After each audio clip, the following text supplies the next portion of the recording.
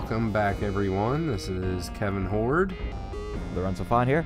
And we are here today to just kind of do a season wrap-up of Star Wars Resistance. So we've been attacking this one for 20 episodes total. Over more than 20 weeks because we did have like a month break over Christmas. But yeah, so season has ended and Lorenzo and I decided to sit down and kind of talk about this one. How you been, buddy? Pretty good, yeah. I think this was a good idea because we definitely wanted to review the season finale and just review that and not muddle it too much. You know, we talked about coming back and doing a whole season review rather than trying to judge the last episode and then kind of wrap that in with our feelings about the season as a whole. Yep.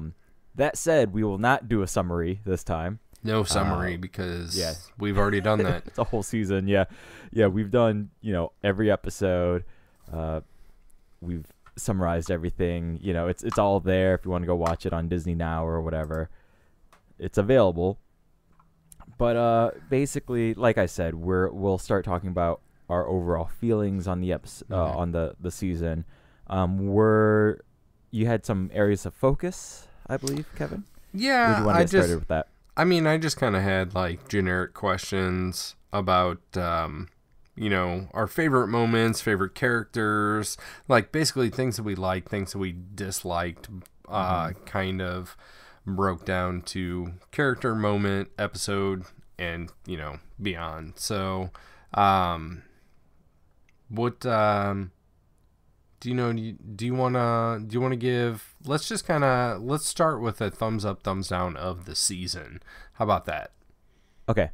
Does that work for you? Sure. Yeah. Okay. I am just going to be straightforward. Thumbs down. Okay. Right. And the thumb going down is not to say that it was an overall bad season, but if we're going full binary, the season did not win me over, shall we say. So there's more bad than good. So right? As our listeners will know, we do a thumbs up, thumbs down, right? So right now you are contradictory to the way that you would judge each episode. So it's kind of interesting to know that overall you give it a thumbs down. Now, by your thumbs up, thumbs down breakdown over those 20 episodes, you were at 9 down, 11 up. So you're right on the cusp there. And let me tell you why though too. Sure. Like as the season progresses, there are certain episodes that are fine standalone. When sitting back and reviewing an entire season, there are episodes that have nothing to do with anything.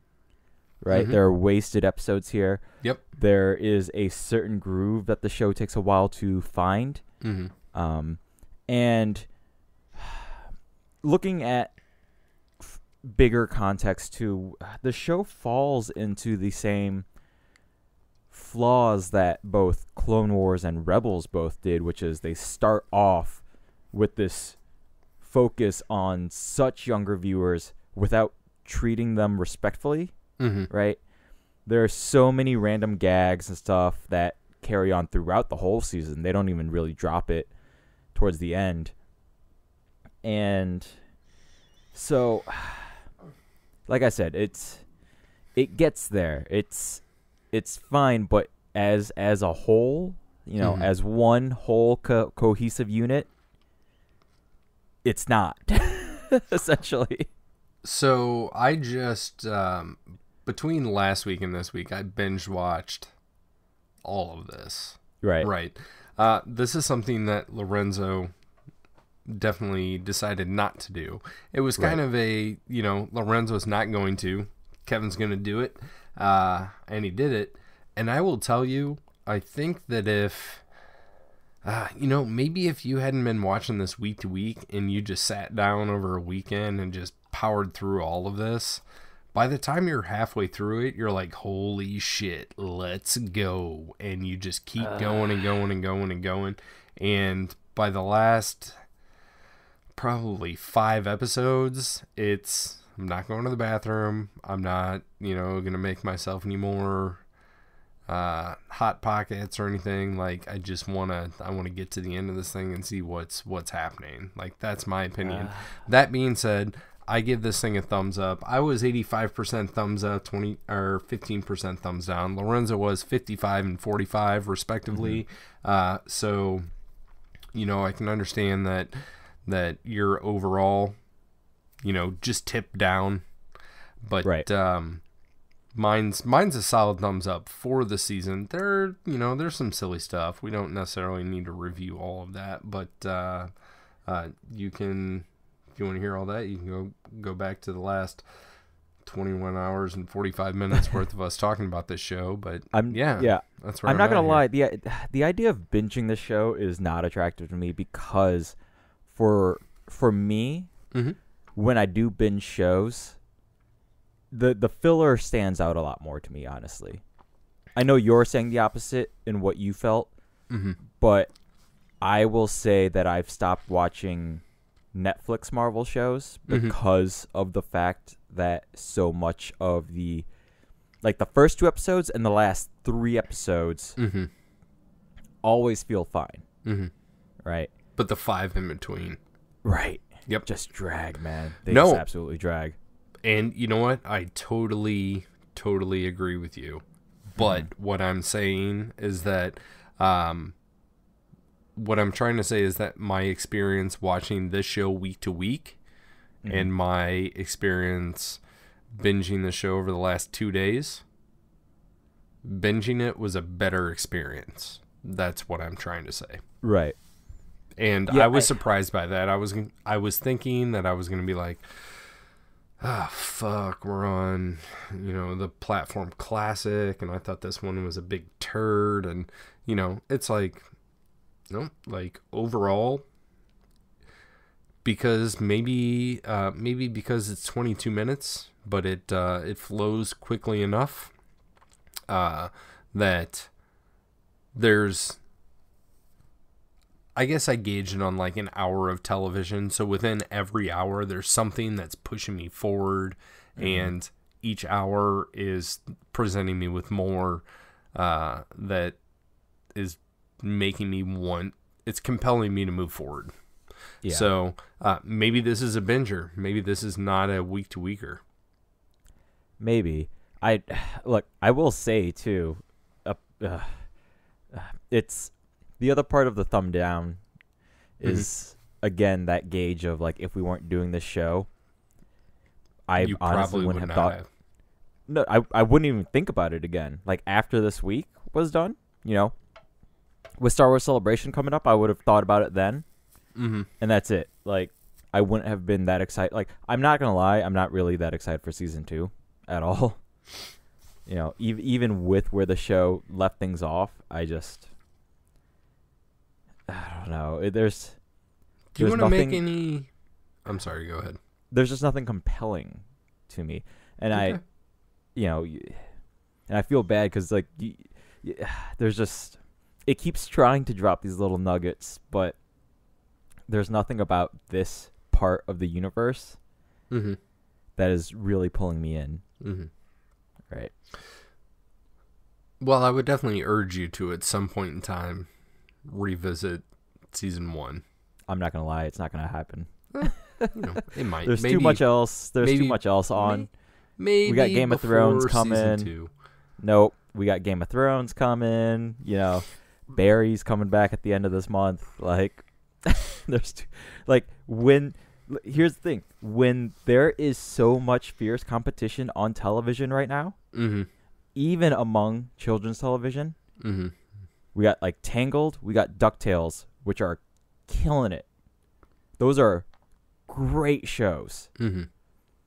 And just the idea that we have a mediocre show like Resistance, my life is limited. Right? I can understand that. I would rather. I will not argue against your opinion. Yeah. So I'm just trying to make it be known that my experience from watching week to week, which week to week I was positive on it. Mm-hmm.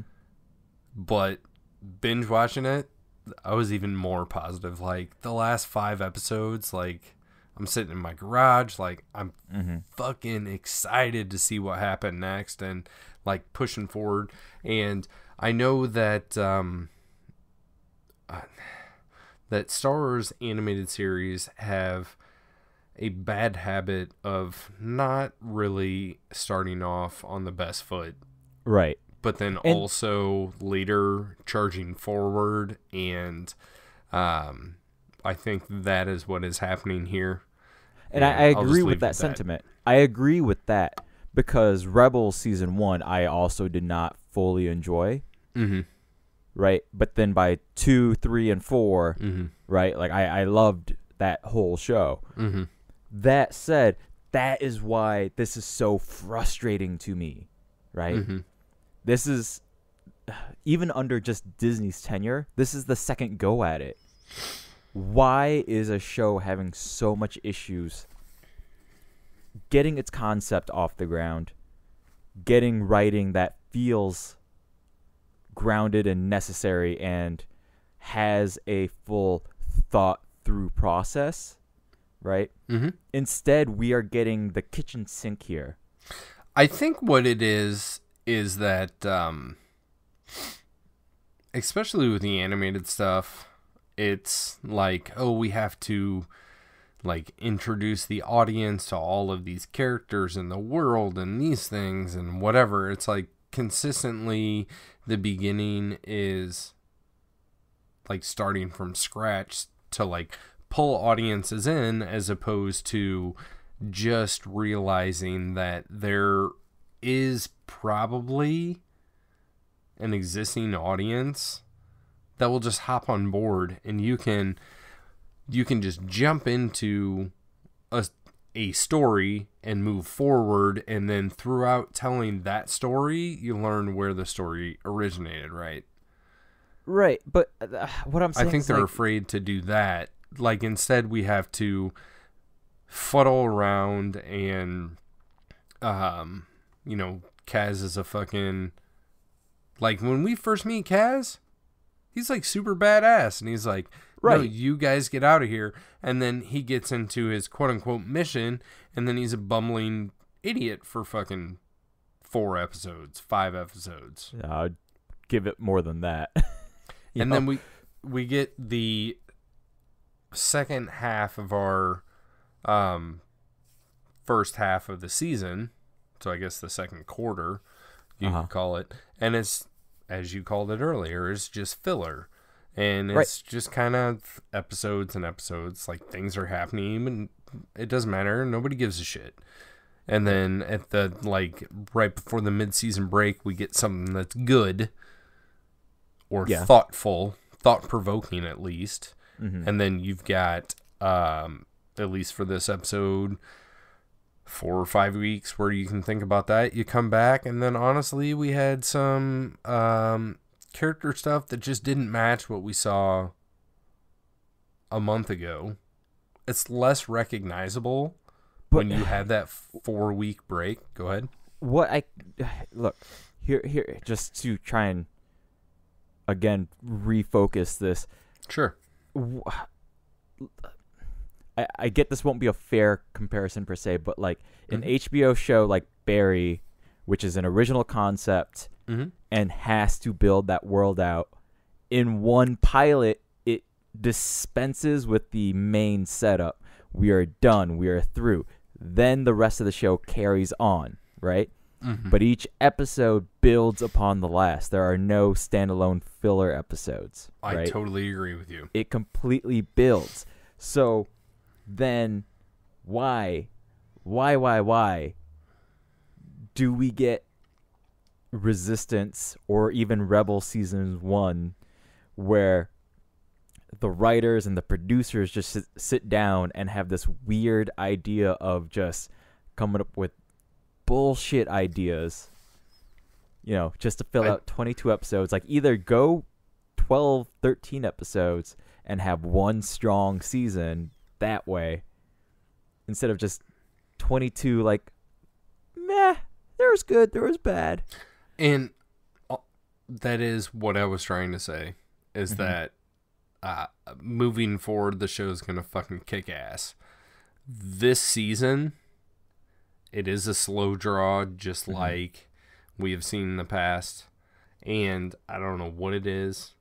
You get to probably episode 9 of this. Like, if that's where the season would have started. Honestly, if the story of Kaz would have started near the end at, like, the First Order occupation, like, if that's when he arrived on Castelon, and then the season moved forward from there, it would have been fucking go, go, go, go, go, go, go, go, go. Right. But I don't know. So that's why I'm saying, like, as a whole, like, there are enough problems here that my thumb is down. Sure. Right? So it's frustrating, and that is why also, again, with acknowledging how much great television is out there, not even just good, just great television out there, right? The idea of spending time to revisit this, like, I'm sorry, the bar is so high now, right? Okay. You know, like, after 1998 and The Sopranos, like, the bar for television is much higher than, like, go back, rewatch it, and maybe you'll find things you like. No. Like, no. Like, it's got to be rock solid, okay? Like, okay. You know what I'm saying? Like, yeah, I mean, I am not here to sway your opinion. Right. We are here to talk about each other's opinion and beyond from that. But so like, with as much shit that Netflix, Hulu, and Amazon are all just dropping in a single week, right? That is why I didn't revisit this, you know? Like, there are new shows out this week, you know? Yeah, I definitely wanted to give the whole thing a rewatch just to kind of refresh my opinion and see if my opinion lied the same way week to week as it does now. But like I said, you know, overall, I give it a thumbs up. Lorenzo, you have given this season a thumbs down. Is there anything that sticks out to you that was like a good moment, or just like an absolute terrible moment? And I asked this, like, one of my, you know, if I had to pick out like a favorite moment of the show, or a favorite gag of the show or something, right? Like, I really loved that elevator moment that we had with, I think it was Kaz and Sonara in an elevator, and it's just, there's the little dude, something Peapod or whatever his name is, that was in the elevator also, and it's got the music going on, and it's just like this awkward moment. It's like a pause in the action. I know you hated it when it happened, but when we talked about it, I enjoyed it. You know, like, I thought that was funny. That stands out to me. Favorite character for me is Niku, who also you don't necessarily like, but not at all. Do you have, like, what kind of memorable moments do you have from this thing, like, positive or negative? You know what I mean? Look, when it comes to moments I liked, there are little moments here and there, maybe. I like the introduction of the Shell Folk, right? The cool. Chalide, right? I like them. Awesome. I like the idea. Again, the Star Wars is at its best when it expands on the idea of trying to look at the intricacies of how the universe works, right? That is what I like about the universe, where it's like every little character has a name, has a backstory, has a life, right? And it's handled in a way where it doesn't always. Sometimes it messes up the universe, such as midichlorians, but for the most part, I just like the idea that there are it's a living, breathing universe, right? Mm-hmm. And the comparison I want to make is the way that we can keep digging deeper and it doesn't fuck shit up the way, say, Wizarding World has kind of gotten sloppy, shall we say. That one's on you. You got to fill me in on that one. Well, because J.K. Rowling keeps revisiting Wizarding World. I thought you meant the universal... Oh, no, just physical location. No. The Harry Potter franchise, the umbrella term for it is Wizarding World, right? Because now we're beyond just Harry Potter and his adventures, right? Mm-hmm. But now we're getting into this whole weird concept of like, okay, Dumbledore was gay, but there was nothing in the books that said that. So really, if I were a gay kid looking for representation, that is not where I would find it,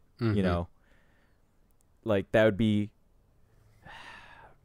yeah, like, no, that's not how representation works. Like this, like having seen it live, Black Hermione is fantastic, but if I were an Asian kid and then like J.K. Rowling came out later and was like, yeah, Hermione totally could have been Asian, I didn't read it that way and I didn't see myself in that character. You know what I mean? Like, it's or Harry Potter was Asian, or Harry Potter was fucking Egyptian, or Harry Potter was from the moon, or Ron was fucking intersexual. I don't know, whatever, Yeah, because there's that YouTube video, and I off the top of my head, I don't know who did it, but it's this guy making fun of J.K. Rowling, and it's like Snape was a single mother, like. Yeah, I've seen a lot of that stuff on Twitter where it's like, nobody asking question, and then J.K. just Rowling being like, oh, by the way, this thing, yeah, inclusion, yeah. So that being said, speaking of inclusion, I really do enjoy that Kazuda is, a as Star Wars can be, an Asian character, right? He's leading it. That's really awesome. I do wish we got more to see of his family unit, right? The fact that his father was a senator. I would like to have seen Star Wars play more with the idea of again, quote unquote, because it doesn't quite exist in universe, but like an Asian identity of some sort, right? Right. But nonetheless, I appreciate that we have Kaz, we have an Asian American actor voicing him, which is pretty cool.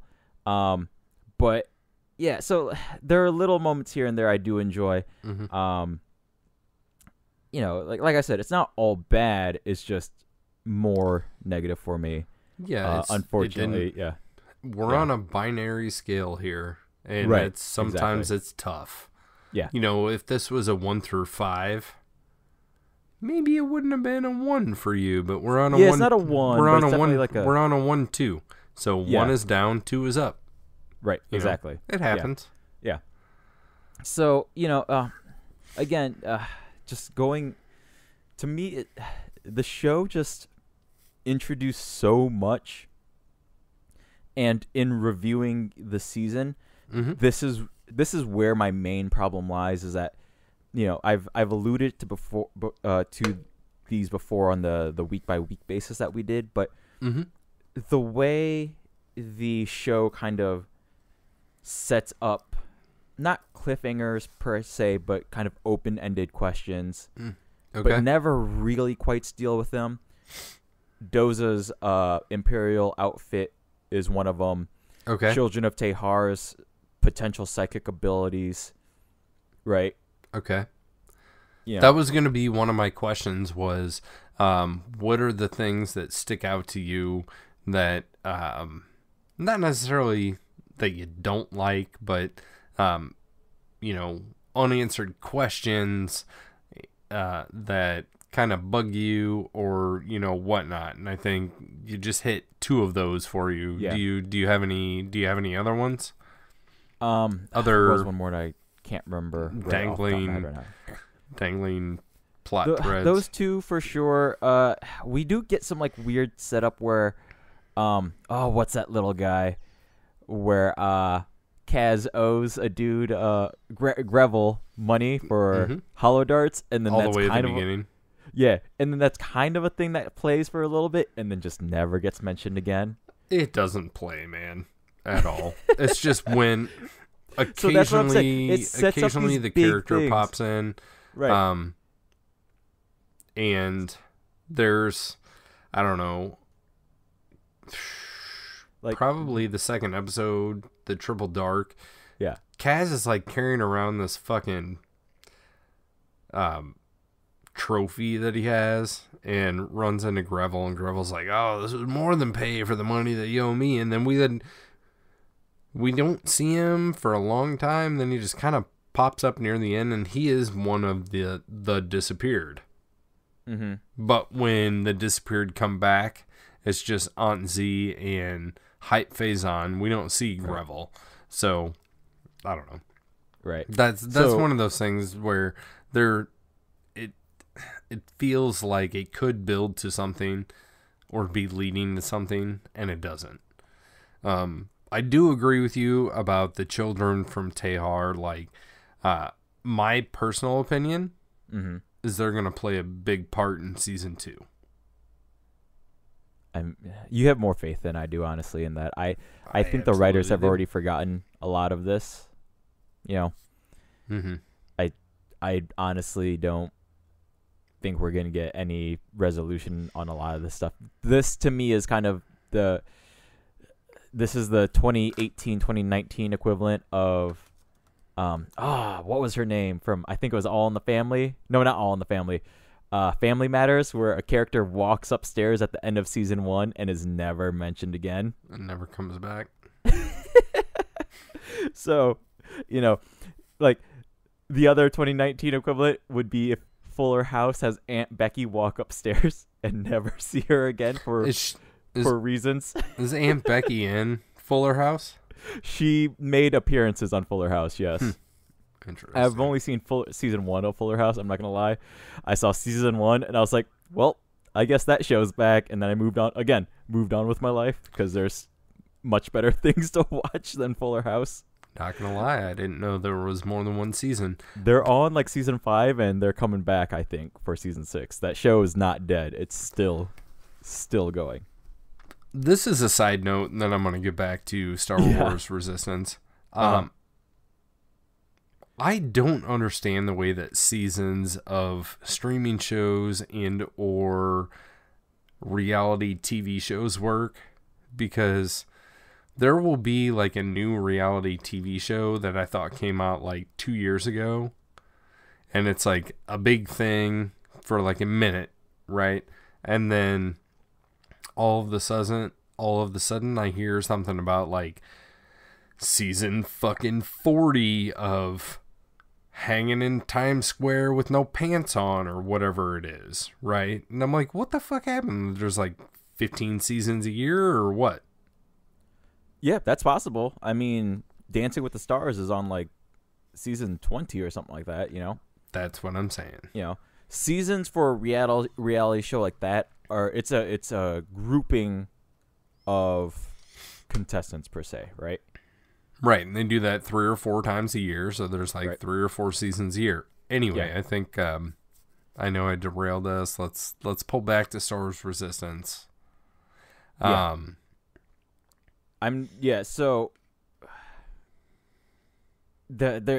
you have more faith than I do in the writers picking things up. Again, for me, the quality of writing in this first season, and even with where we ended things off, I will agree with you, the last 4 episodes, 5-ish, like we start the ball rolling about 5 or 6 episodes from the end.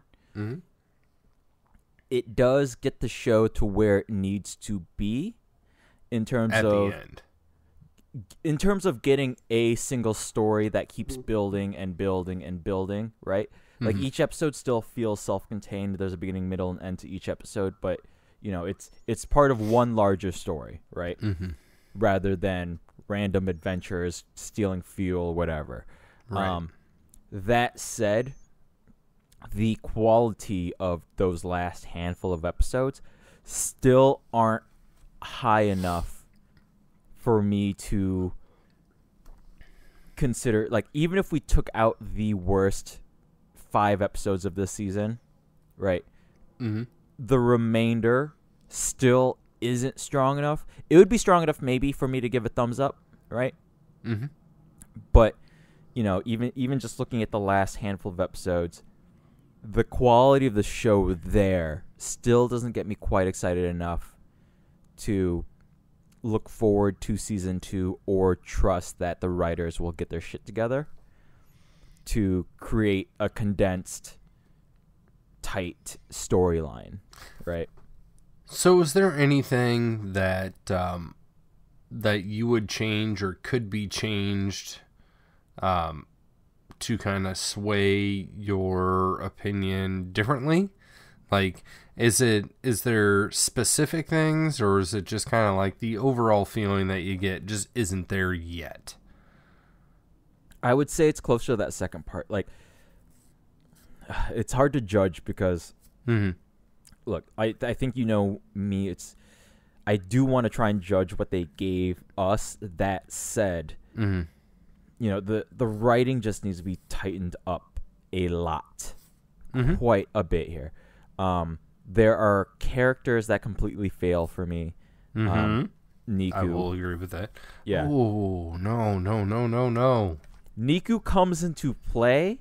I disagree with you, but okay. Niku comes into play, but I still feel that he is the butt of a joke and not a strong character, like a strong character. He is not a fully formed 3-dimensional character to me. They introduce characteristics, but not character traits to me. And this is where I disagree with you. That by watching this show start to finish, this season start to finish, week to week, I definitely had complaints about Niku, but start to finish, like, I see that guy as if I were in this thing to be a reliable person that I could depend upon, and he's got some personality quirks, but he's definitely like Kaz's right-hand guy, right? And I don't disagree with you there. Again, it's just, to me, in play with the story, right? It's because of I do feel like there's a good character, a good likable character in Niku that is possible. The writing is just such a sloppy mess around him through most of the season that by the end of the show, he's like in the basement hitting buttons and getting the Colossus to fly. Like, that's not character growth. That's kind of the thing he does for work. Like, that's what I don't. This is where the writing just needs to figure itself out. Like, I hope in the next one, instead of just having different teams come up with different standalone episodes, that they are thinking about one solid arc for the whole season, right? And even Rebels 2 fell into this problem. I can agree with you with your sentiment about, like, having a solid arc for the season. I'm not going to lie. I'm going to stick up for my boy Niku. That's fine. He is not the worst. He is, like, to be fair, in terms of by gauging by wasted characters, he is not the worst by far. That will go to Von Reg. I agree, Von Reg. I wrote down least favorite character, Von Reg. Most wasted character, Von Reg. Most useless character, Von Reg. Von Reg. Thing that I would eliminate from this show, Von Reg. I agree with you all the way there. We don't have to beat a dead pony, but Von Reg, Pyre, and Phasma. This should have been one character, character only. And then when you introduce Tierney, she has value as well. Otherwise, Tierney has no value other than just another fucking person. Just another first order. Yep. Baddie, just another first order person. Doesn't fucking matter. The only reason Tierney doesn't take the cake for me is because she's in a lot fewer episodes, or we know her for a smaller span of time. Yeah, she's introduced in Descent, which is the third to last episode. So she's literally in 3 fucking episodes.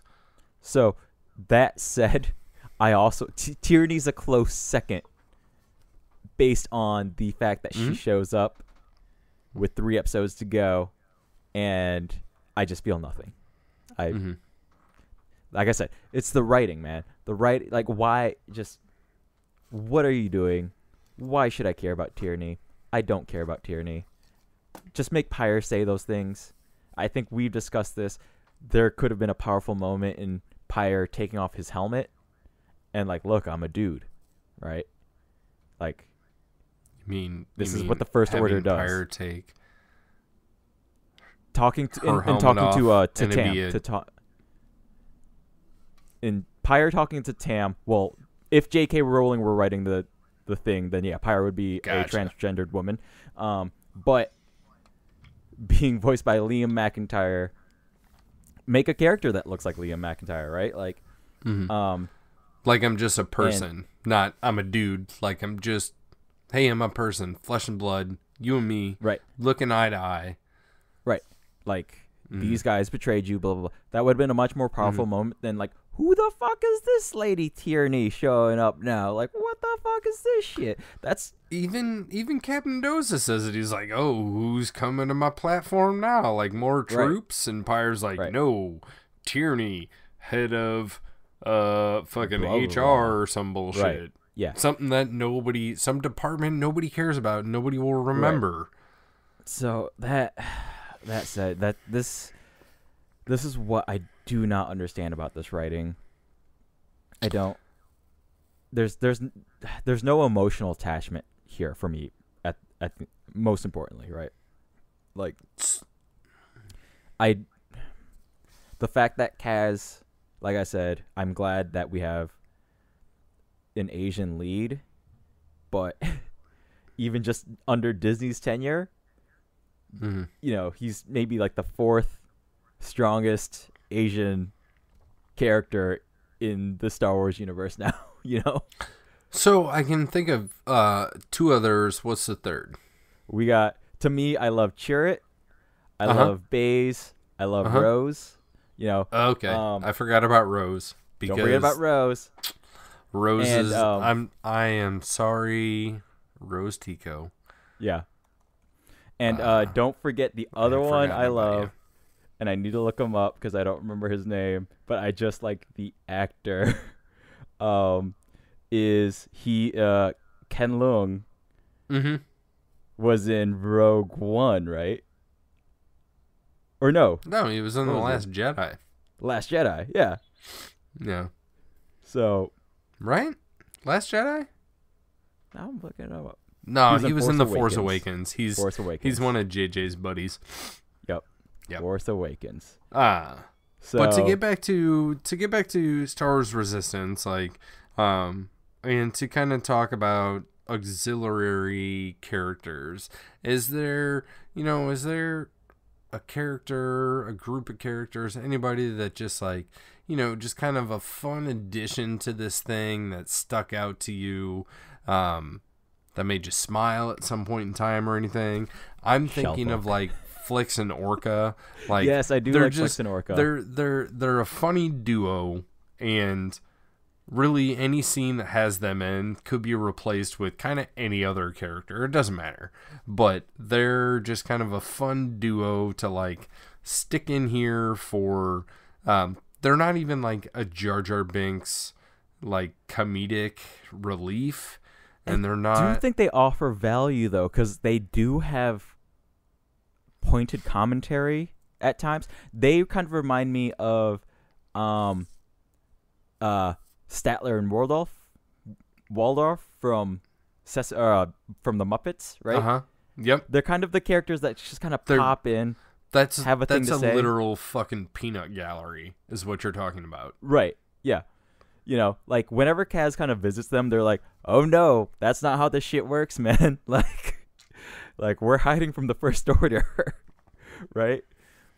Like, I do agree. And to me, what sells it is I really love Jim Rash and Bobby Moynihan's acting behind them as well. Mm-hmm. I just like their voices for those characters. They're a lot of fun. I agree with you. I do like Flix and Orca quite a bit. I think it's a positive addition to this show. Yeah. Like, you can, even if, and it's not, but even if, like, the main cast of the show is like 100% serious all the fucking time, you know, you pull in Flix and Orca, and it's just kind of a breath of fresh air when they come in. Definitely. I definitely agree with you there. No, I enjoy them for sure. And, you know, as supporting characters, they stand out. They're memorable. Whereas to me, in trying to build the community of the Colossus, we kind of fail a little bit here and there, but they stand out. You know, is there a character that you didn't like that you wish to see more of in the future? Ooh. Or maybe not see more of, but like just have their arc grow a lot more? Because so I don't remember the character's name, but the big guy in the recruit that Kaz hits in the back with a dart. Okay. Yeah. So he's also the Gorg salesman. Right. So on his forearm, he has a black sun tattoo. I want to know more about this. Right. About this guy. You know, what brought him here? Why does he have, this criminal syndicate tattoo on his arm? Like, what's going on? Because honestly, the dude doesn't seem that intelligent. Like, when he gets hit in the back with a dart, he's like, "Oh, you hit me with dart. Oh, you ruined my jacket. Oh, you spill my gorgs." Or, you know. Yeah. He's definitely. The character comes across as like a sidekick. But, you know, I would assume that he has this connection to like a bigger thing. And for me, you know, should this series explore some background characters, I think that would be one that would tickle my fancy, shall we say. Very nice. Yeah. I've only what got else do you guys, I've got two more things. One would be predictions for season 2, and then the last thing that I'm going to talk about is our one-word review, because I've been tracking this thing, and I'm going to tell you what you said about this season and fill everybody in for what I said about this season. But before we get to that, predictions for season 2, do you got any that you care to share? I got nothing. You got nothing? Like, the season finale left it off in such a weird spot. And the interesting thing is the show is definitely trying to make light connections to the movies. Ooh, I think they're making heavy connections to the movies. Well, no, what I'm saying is they are making connections, but they aren't inserting themselves into the movies. Does that make sense? Yes. That's what I'm getting at. There, definitely there are connections. Like Poe shows up, Phasma shows up. Yeah, those are strong connections into events that are happening. But they are connected the way that things happening to you in New York are connected to me living in the United States in LA. Right. Like, am I causing things happening in New York? No. Are we connected, being that, this is the country of which I live in? Sure. Like, that's kind of how I'm seeing the events of Resistance, as connected to things happening in the Star Wars theatrical movies. I can totally agree with everything that you just said, but I also feel like the way that this show is operating is that the things that are happening in the movies are affecting the things that are happening in the show. And based on that, I feel like they are coming closer and closer and closer and closer together. And I have made the prediction. I have two predictions, okay? Prediction 1, when they make it out of hyperspace, wherever they're going, after the Thor Ragnarok type of conclusion to season 1, right? Yeah. That either one, they are going to coexist with whatever happens in the theatrical film Star Wars Episode 9. Or 2, Episode 9 will be done and they have to deal with the aftermath of it. Those are my two predictions of this show. Either it will coincide with Episode 9 or it'll happen after it and they'll have to deal with whatever happens there. I don't know. I agree with you that the movies affect the shows, but the shows don't affect the movies. That's kind of like Marvel's MO as well, right? That's a Disney deal. I have a couple of beefs with the way that Disney is handling Star Wars, and they're not the big beefs that everybody talks about. Like, so positive thing that I like about the way that the Disney era and Star Wars is going on is that droids actually fucking matter. Right. And, droids are pretty fucking strong. Like, near the end of this season, Doza is like, yo, I can't remember his droid's name, and that makes me a shitty person right now, but he's like, yo, droid. She's like, yeah. And he's like, take care of him. And his personal droid fucking takes out all these stormtroopers, right? L337 does it. Bucket fucking does it in this series. Chopper is a fucking strong ass droid. You know what I'm saying? Yeah, these are awesome. A negative thing that I have to say about it is like the instantaneous transportation of hyperspace, where it's like, I feel like in the past hyperspace has taken fucking time to go through. Like, it's a shortcut, but it's not instantaneous. Right. That's just a gripe. That doesn't matter. But, where were we? Oh, yeah. Predictions? Predictions, right. They're stuck in hyperspace right now. They're going to end up somewhere. We know that currently this show ends exactly at the end of The Force Awakens. We also know, because we have already seen The Last Jedi, that takes a month or less. Right? Possibly days. Who knows? Do you think the show ends where The Force Awakens ends? Because I don't think it does. I think it absolutely does. Like, we totally saw fucking Starkiller Base get blown up in the last 2 episodes of this season. No, we saw Starkiller blowing shit up, but not getting blown up. Right? Very, very true. So I think we're in the middle of Force Awakens still. Or not middle, but like 3/4 of the way through. I understand what you mean. Midway, not... Yeah, we're not at the end of Force Awakens yet. Not a Niku middle. Yeah. Okay. So I don't think we're at the end of Force Awakens. So, okay, timeline-wise, where do you feel that Season 2 of Resistance falls? With how quickly Force Awakens shit happens, it will probably be after Force Awakens. But it wouldn't surprise me to be close-ish to around the time of maybe the battle on Starkiller Base. Or at least starting there, right? Because that's pretty fucking quick. Like, the timeline for all 20 episodes of this season is 6 months. Mm-hmm. Because it's definitive that the beginning of this series is 6 months before the Force Awakens. Force Awakens events, yeah. And now I don't we disagree, yeah.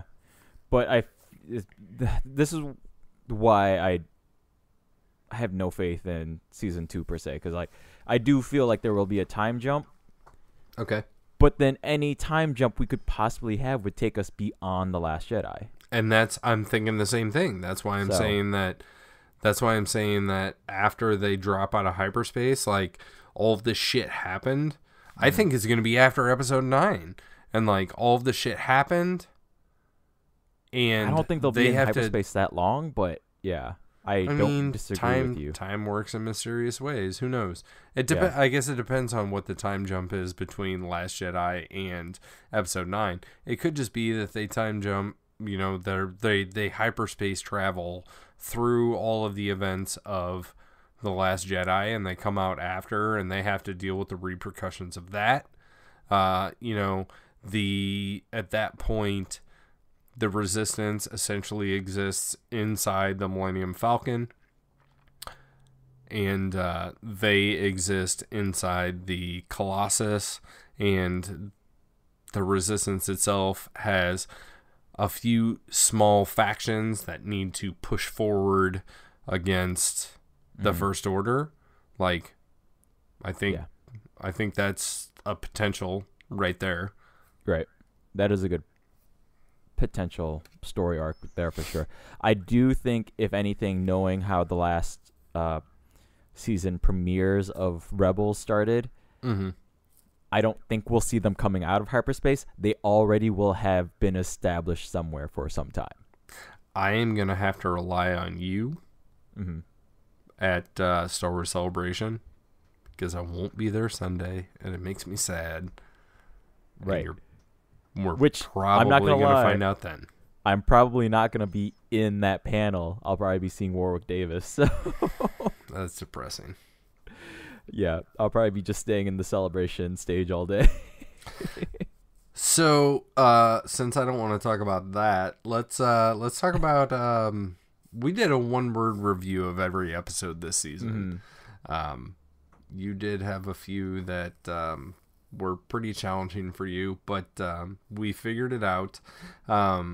Before we tried to do a one-word review of this entire season, do you want to hear what you said about this one? About what? About this season, episode by episode. So this is basically a 20-word sentence to wrap up every episode this season by Lorenzo. It was a whimsical, disjointed, herd-following, bumbling, empathetic, annoying, rubbish, self-contained, informative, merchandising, bored, intriguing, mild, intriguing, brief, sloppy, enjoyable, I don't know, open type of season. Okay. So, does that kind of feel like your opinion? That feels right. Yeah. Here's what I had to say. Yeah. You ready? Yeah. Energizing, Jonesian, contrived, gainful, misdirecting, filler, messy, setup, informative, incomplete, world-building, capable, magnetic, validating, revealing, detailed, surprising, decent, and complete cliffhanger. Very nice. Do you have the ability to just drop a single phrase maybe for this entire season? Oh, this season, I think I've already said it. It's mediocre. Okay. Nice. It's mediocre. Yeah. Not awful. Just there. Here's what I would say. Mm-hmm. Hopeful. Okay. Yeah. Because I really am. I'm hopeful, man. Like I think this thing. I think it's going somewhere. See, that's different though, because like I'm hopeful season 2 is good too, but in terms of looking at season 1, right? Yeah, that's not that's not how I would describe season 1, right? You might make me bite my own words there. Okay, so like I said, I did just not to fuck up your review. No, it's fine.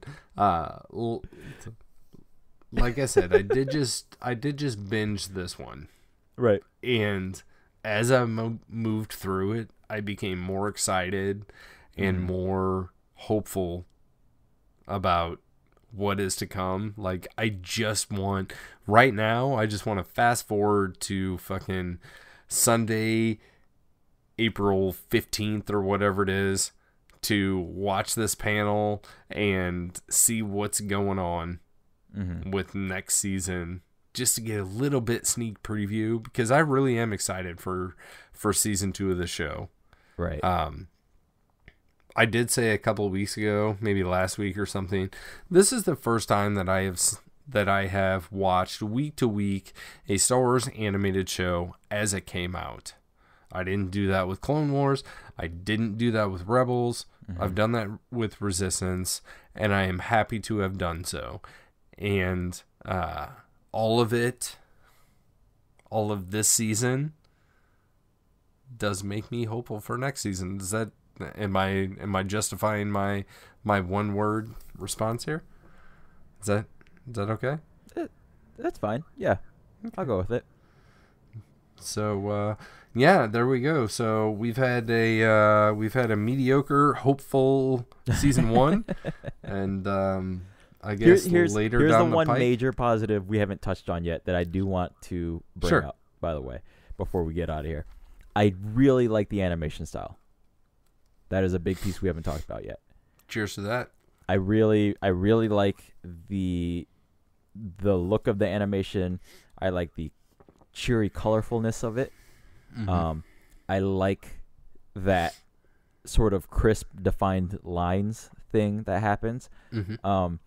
As the person that puts together the thumbnails for YouTube, you know, it is really fun looking at the different character models and stuff and putting that together as I pilfer each episode versus the screenshots that I find for Clone Wars when we do those episodes, right? Even when an episode, if there's a dark shot in Resistance, there's still just clear definition in it that I really like, whereas sometimes with Clone Wars, the way that show is animated and trying to be more realistic, sometimes things just get muddled. And also, again, being an older show, you know, it's relying on textures and things like that, right? That can be lower quality than Resistance, which is just sometimes a couple colors to create shading per se, but there aren't, you know, like there aren't texture details like on the faces per se, right? Does that make sense? Whereas like Sonara, like any like face marking she has or whatever, those are fairly clearly defined just based on how they're being drawn onto her, right? Yes. And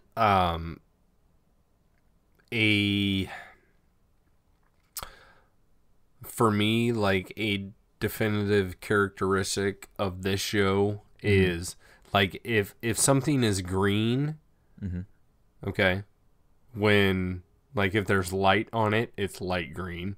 Right. If it's in shadow, it's dark green. Right. Like this is a stylistic choice right here. And I think this is part of what you were talking about.